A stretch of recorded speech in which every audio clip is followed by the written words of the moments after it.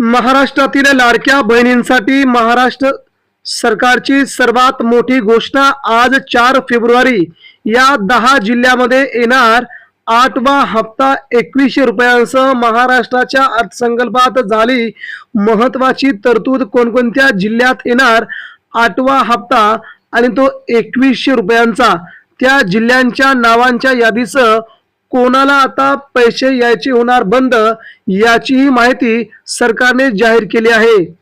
महाराष्ट्र सरकारच्या बालकल्याण मंत्री आदिती तटकरे यांनी आज महत्त्वाची घोषणा करत महाराष्ट्रातील तब्बल 2 कोटी लाडक्या बहिणींसाठी आनंदाची बातमी आणलेली आहे।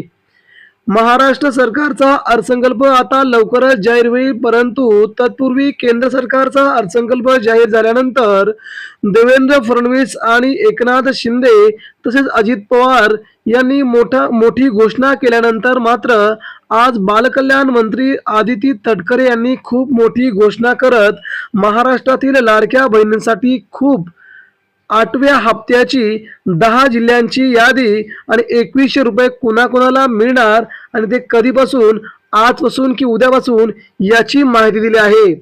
राज्यातील जवळजवळ 10 ते 12 जिल्ह्यामध्ये हे पैसे आता यायला सुरुवात झाली असून त्यामध्ये आपण जर पाहिलं धुळे, जळगाव, नंदुरबार, नाशिक, नगर, संभाजीनगर, अहिल्यानगर या जिल्ह्यातील बहुतांश तालुक्यामध्ये हे पैसे 2100 रुपयांच्या हप्त्यासह देण्यासाठी सरकारने संमती दिल्याची बातमी आपल्यापर्यंत पोहोचत आहे।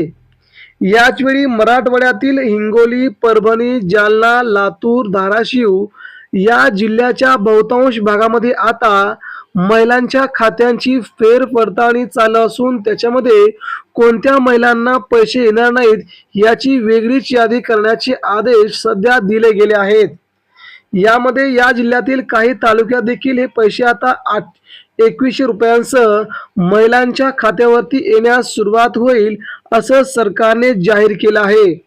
यामध्ये एक महत्वाची अट त्यांनी टाकली आहे की आता कोणत्या महिलांना हे पैसे येणार नाहीत, हा देखील त्यांनी खूप मोठा महत्वाचा विषय या ठिकाणी मांडला आहे। त्यामुळे महिलांसाठी देखील हा विषय आनंदाचा आहे, कारण की राज्यातील ज्या महिलांच्याकडे साधारणतः पिवळ्या रंगाचं राशन कार्ड आहे त्यांनी कोणत्याही प्रकारची काळजी करायची गरज नसल्याचं सरकारने आजच जाहीर केलंय। त्यामुळे त्यांनी बिंदास राहून तुमच्या खात्यावरती 2100 रुपयाचा देखील हप्ता आता वर्ग करण्यात येईल अशी माहिती आदिती तटकरे यांनी दिली आहे। त्यानंतर दुसरी आणि महत्वाची माहिती म्हणजे की ज्यांच्याकडे पांढऱ्या आणि केसरी रंगाचं रेशन कार्ड आहे त्यांनी मात्र तुमच्याकडे उत्पन्नाचा दाखला 2.5 लाखाच्या खाली तुमचं उत्पन्न हवंय अशा प्रकारचा तुम्ही तहसीलदाराचा उत्पन्न दाखला असणं तुमच्याकडे बंधनकारक आहे। त्याची फेरपडताळणी होईल तेव्हा तुमचं नाव ते यादीमध्ये नसायला पाहिजे।